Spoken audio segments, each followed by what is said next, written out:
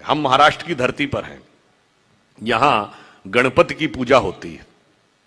पर आपको पता है एक ही देश दुनिया में ऐसा है जिसके करेंसी नोट पर गणपति थे, वो भारत नहीं था, वो था इंडोनेशिया, जो दुनिया का सबसे बड़ा मुस्लिम देश है।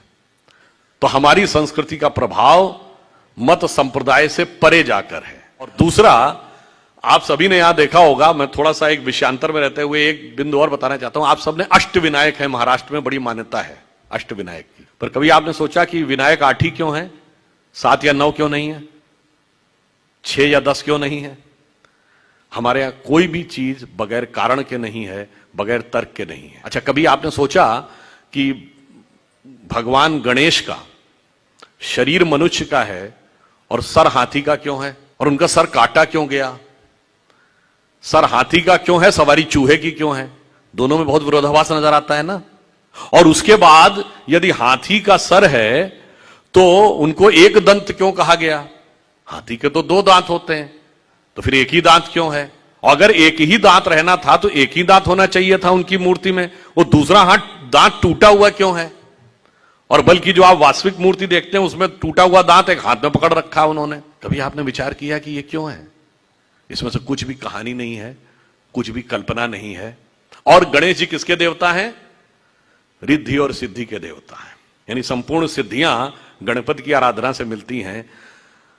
गणेश जी का यह और गणेश जी पुत्र किसके हैं? शिव पार्वती के। और शिव ने ही सारे आगम ग्रंथ दिए हैं, यानी जिसको आप कहते हैं ना, आपकी चेतना के जागरण के सारे स्वरूप भगवान शिव ने दिए हैं। अब समझिए गणपति के सारे जो स्वरूप हैं इनका अर्थ और तात्पर्य क्या है। देखिए, भगवान गणेश का वह स्वरूप हमारे अंदर की जो वास्तविक चैतन्य ऊर्जा होती है उसके उत्थान की वह प्रक्रिया को प्रतीक रूप में दिखा रहा है। सबसे पहले सर कटना किसलिए जरूरी है? वह आप अंदर की यात्रा करके अपनी कुंडलनी शक्ति को तब जागृत कर सकते हैं जब पहले आप अपने अहंकार को नष्ट करने में सफल होते हैं। तो आपका सर कटने का स्वरूप प्रतीक ये है। दूसरा, हाथी का ही सर क्यों है? क्योंकि हाथी की जो सूंड है, और आपने देखा होगा हमेशा गणपति की सूंड इस दिशा में यूं है, कभी ऐसे नहीं है। क्यों? वह उस शक्ति का प्रतीक है जो अपवर्ड्स है, यानी जागृत शक्ति, आपके शरीर की कुंडलनी की शक्ति जब वो ऊर्ध्व की तरफ होती है उसका प्रतीक है। और हाथी इसलिए है कि हाथी के मस्तक में गज मुक्ता कहा जाता है, माना जाता है कि हाथी के यहां मस्तक में एक मुक्ता है, तो वो ब्रह्मरंध्र का प्रतीक है। और जब वो मुड़ी हुई सूंड ऊपर है, और चूहे की सवारी क्यों है? क्योंकि चूहा जमीन के अंदर जाकर अपना बिल बनाता है। तो जब आप एकाग्र चित्त होकर अपने अंदर की यात्रा में उतरते हैं तभी जाके आप इस शक्ति को पहचान पाते हैं और उस शक्ति को ऊपर उठाने का सामर्थ्य पा पाते हैं। और उसके बाद जब आप 8 विनायक क्यों हैं? क्योंकि 8 चक्र हैं, मूलाधार, स्वादिष्ठान, अनाहत, आज्ञा, विशुद्ध चक्र और ब्रह्मरंध्र। और अब एक ही दांत क्यों है? क्योंकि जब आप आज्ञा चक्र से ऊपर जाते हैं तब द्वैत के साथ वह यात्रा नहीं हो सकती, यानी संसार और ब्रह्म 2 में से एक को ही चूज करना पड़ता है।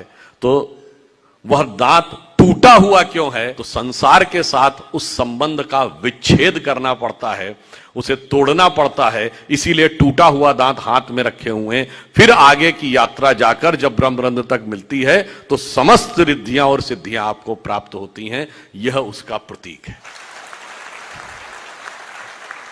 यह मैंने इसलिए बताया कि हमारे तमाम मार्क्सवादी लोग जब यह प्रचारित करने का प्रयास करते हैं, जैसे मार्क्स ने न्यूयॉर्क हेराल्ड ट्रिब्यून में 1854 में एक आर्टिकल लिखा था कि जो कुछ अंग्रेज भारत में कर रहे हैं यह दुखद है परंतु सुखद भी है।